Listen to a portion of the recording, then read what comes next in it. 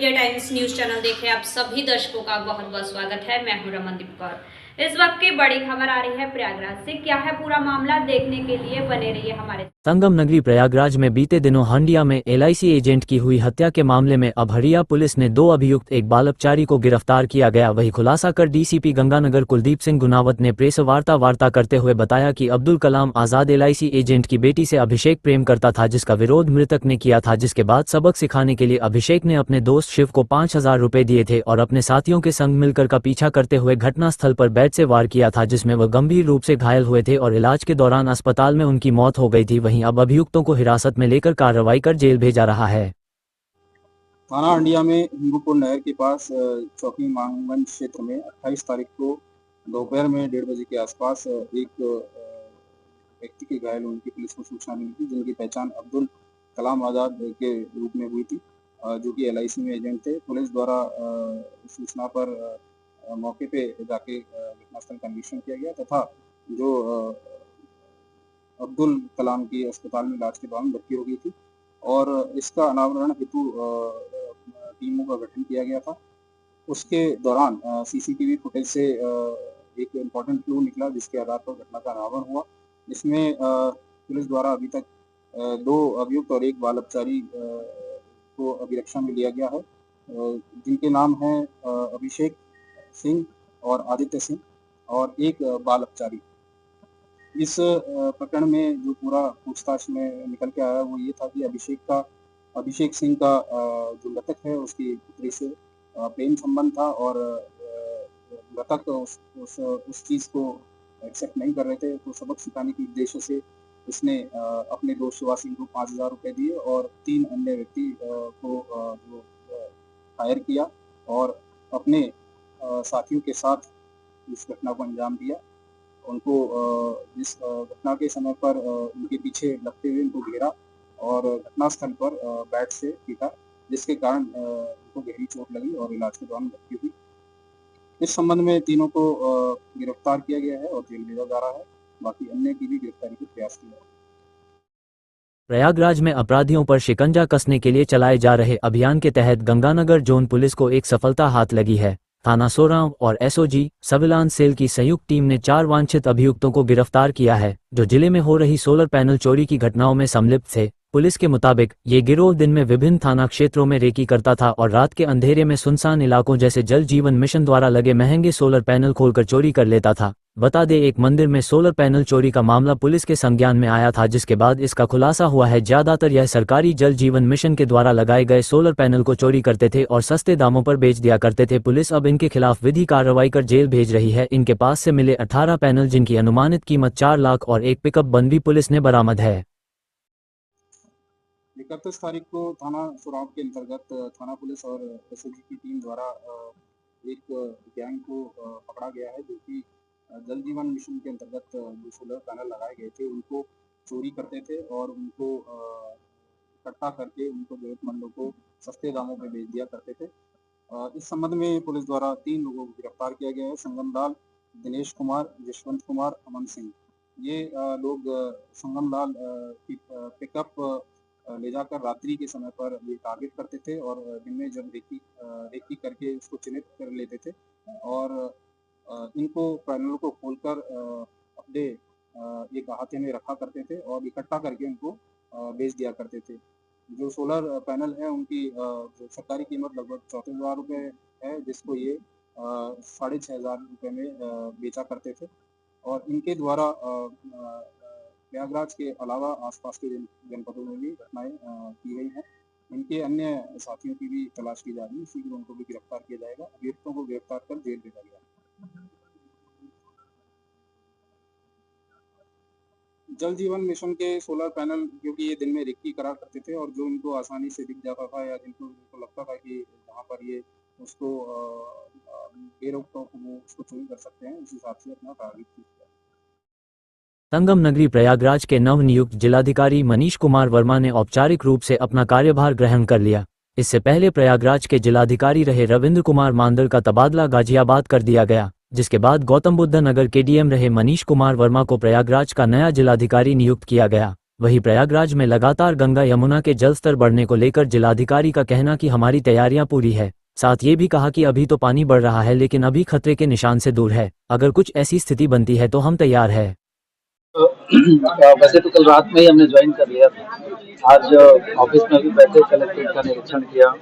सरकार की प्राथमिकता की जो भी योजनाएं, चाहे वो विकास की हों या अन्य विभागों की हों, उनकी नियमित मॉनिटरिंग हो, उनका जमीनी स्तर पे क्रियान्वयन हो और पूरी पारदर्शिता के साथ हो, ये हमारा प्रयास होगा। लोगों की शिकायतों का भी गुणवत्तापूर्ण निस्तारण हो, लोग संतुष्ट रहें। हमारे आईजीआरएस के अन्य जो फोरम है जहाँ पे कंप्लेंट्स आती हैं, उनमें प्रभावी तरीके से मॉनिटरिंग सुनिश्चित की जाए, इससे लोगों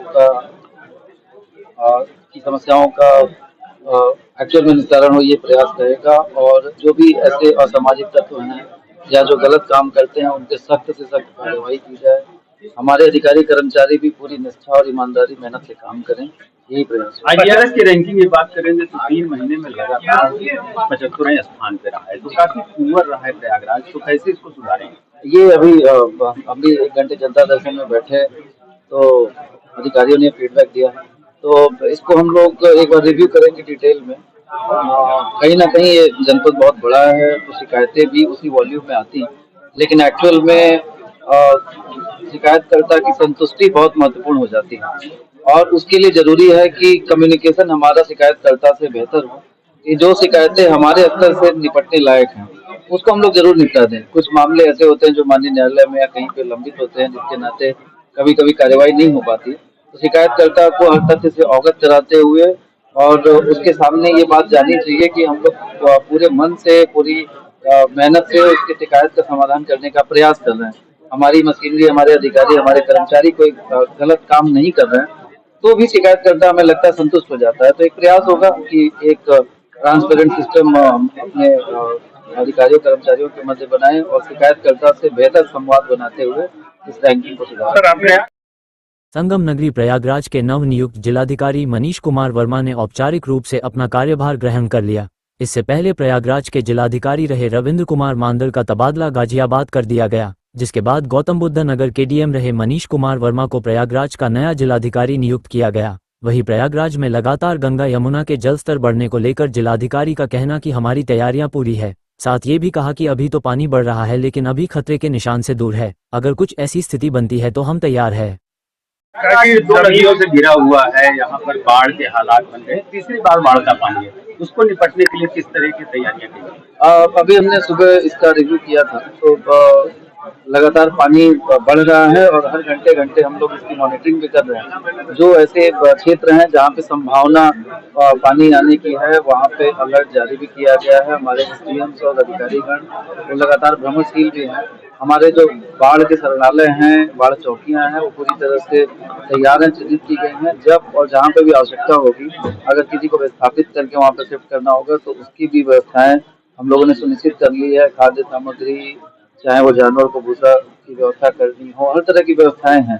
तो किसी भी आकस्मिकता से निपटने के लिए मशीनरी तैयार है और हम लोग सतर्क दृष्टि बनाए हुए हैं। क्या अनुमान है कि कितना पानी बढ़ सकता है, पीछे से कितना पानी आ रहा है? अभी तो थोड़ा बढ़ने का ट्रेंड है, जो अभी हमें एक इनिशियल फीडबैक मिला है कि अभी थोड़ा यमुना में खासकर पानी थोड़ा सा अभी बढ़ रहा है, लेकिन ये संभावना है कि अगले कुछ दिनों में फिर ये पानी का जल स्तर नीचे जा सकता है। लेकिन फिर भी हम लोग अलर्ट हैं और किसी भी आकस्मिकता की स्थिति में हम लोग इसको हैंडल करेंगे। प्रयागराज पुलिस को साइबर अपराध की दुनिया में बड़ी सफलता हाथ लगी है।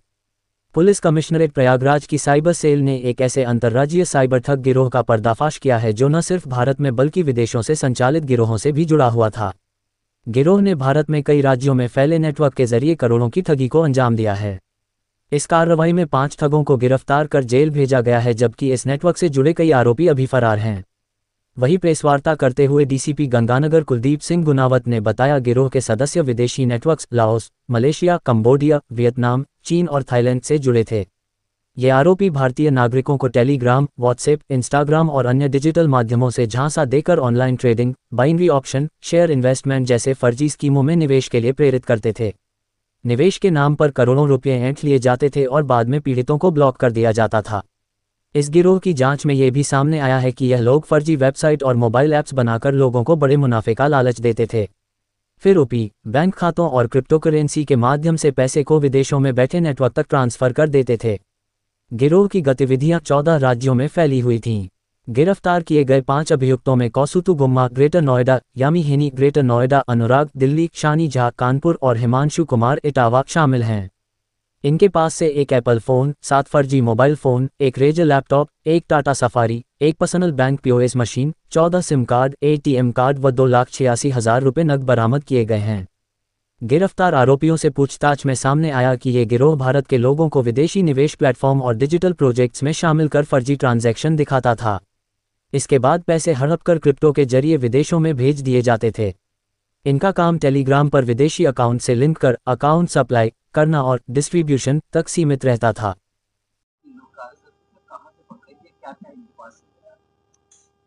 ये घटना के बारे में बताना चाहूँगा कि 20 सितंबर 2024 को साइबर थाना प्रयागराज पर एक हर्ष भट्ट द्वारा फाइल दर्ज कराई गई थी। उनके द्वारा बताया गया था कि 6 सितंबर 2024 को एक स्काइप के माध्यम से एक लॉ एनफोर्समेंट एजेंसी के व्यक्ति बताते हुए उनको 3 दिन तक डिजिटल अरेस्ट किया गया था और उनसे 28,62,000 रुपये उन्होंने अपने अकाउंट में डलवा लिए थे। और इस प्रकार से इसमें लगातार इस घटना का संज्ञान लेते हुए टीम साइबर थाना पुलिस द्वारा कार्रवाई की गई थी और पूर्व में इसमें कुछ अपराधियों को गिरफ्तार किया गया था। उसी कड़ी में 5 अभियुक्तों को गिरफ्तार किया गया है, जिनके नाम कौस्तुभ गुप्ता और कृष्णा, भानु सैनी, अनुराग, शनि और हिमांशु है। ये सभी एक मल्टीनेशनल गैंग का पार्ट थे, जो कि जिसकी जड़ें साउथ ईस्ट एशिया तक भी फैली हुई है। और ये लोगों को जो डिजिटल अरेस्ट करके जिससे पैसा ट्रांजेक्ट हुआ था इनके माध्यम से, ये क्रिप्टो करेंसी से कन्वर्ट होते हुए आगे गया था। तो इसमें इनके द्वारा जो उन्होंने जो साइबर फ्रॉड किया था, उससे जो लाभ प्राप्त हुआ था, उनसे जो चीज़ें खरीदी थी उनसे बरामद की गई, जिनमें एक आईफोन 7 एंड्रॉयड फ़ोन और एक रेंज रोवर गाड़ी, एक मर्सिडीज बेंज, एक टाटा सफारी, एक एटीएम 14 सिम, एक पॉस मशीन और 5 चेकबुक इनसे बरामद हुई है। पांचों को पुलिस ने गिरफ्तार कर लिया है। गिरफ्तार करके इनको जेल भेजा गया। बहुत यंग है, इनकी एजुकेशन और इनका लाइफ स्टाइल क्या है, ये वजह रखनी क्या सकता है? इनकी उम्र ये यंग ही है, अधिकतर इनकी उम्र 20 से 25 साल के बीच में है। और एजुकेशन बैकग्राउंड अगर देखें तो 5 में से 3 अभियुक्त जो हैं वो 12वीं तक पढ़े हुए हैं या उससे कम पढ़े हुए हैं। इनमें से और 2 अभियुक्त हैं जो ग्रेजुएट हैं। तो और इनमें से एक अभियुक्त का टेक्निकल बैकग्राउंड है। बाकी अन्य जो है अपने सहयोगी साथियों जिस प्रकार के काम करते थे उनसे प्रोत्साहन लेके इस काम में आगे बढ़े। और ये काफ़ी इससे जो इनको पैसा प्राप्त हुआ उसको ऐशो आराम मौज मस्ती में इस्तेमाल करते थे। जैसे कि मैंने बताया कि इन्होंने गाड़ियाँ खरीदी हुई हैं, तो गाड़ियाँ खरीदना, हवाई जहाज से ट्रैवल करना, महंगे होटलों में खाना, फ्लैट महंगे सोसाइटीज़ में रहना, ये इस प्रकार से इनके द्वारा पैसा खर्च किया। फैमिली बैकग्राउंड फैमिली बैकग्राउंड सभी का अलग अलग वीड बैकग्राउंड से हैं। जिसमें जो मुख्य अभियुक्त इसमें जो कौस्तुभ और कृष्णा है, ये बिजनेस फैमिली से था और बाकी अन्य भी ठीक ठाक परिवार से हैं। पर कृष्णा जो है उसकी फैमिली इशू की वजह से किसी कर्ज में डूबा हुआ था, जिसकी वजह से उसको इजी मनी जब प्राप्त हुआ तो इसमें और अपने साथी पुलिस लगातार टेक्निकली इसमें काम कर रही थी। आईपी बेस्ड और जो भी सर्विलांस के माध्यम है उसके थ्रू इनको ट्रैक किया गया। उससे क्या बात है, देश दुनिया की खबरों के लिए world media times news channel को सब्सक्राइब करें।